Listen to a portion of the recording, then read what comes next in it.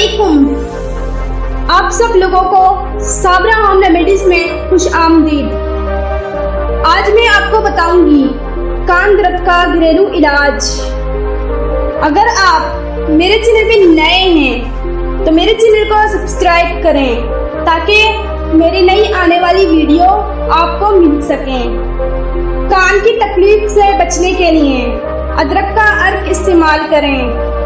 इससे आपको कान की तकलीफ से निजात मिल जाएगी। अगर इसको बाकायदगी से इस्तेमाल किया जाए तो ये भी मुमकिन है कि कान हर किस्म के इन्फेक्शन से पाक हो जाएगा। अगर अदरक का अर्क कान दर्द के वक्त लगाया जाए तो ये जरासीम और इन्फेक्शन कम करके कान दर्द से निजात में मदद देता है। अदरक के अर्क में थोड़ा सा जैतून का ऑयल मिलाकर दोनों को हल्का सा गर्म करके भी कान का मसाज कर सकते हैं।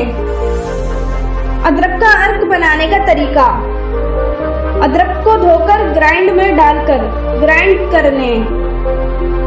अब एक मलमल के कपड़े में ग्राइंड की हुई तमाम अदरक डालकर पुतली सी बना लें और इसको मुट्ठी से निचोड़कर अदरक का सारा रस किसी बर्तन में निकाल लें। थोड़ा सा अर्क भी कान के मसाज के लिए काफी होगा।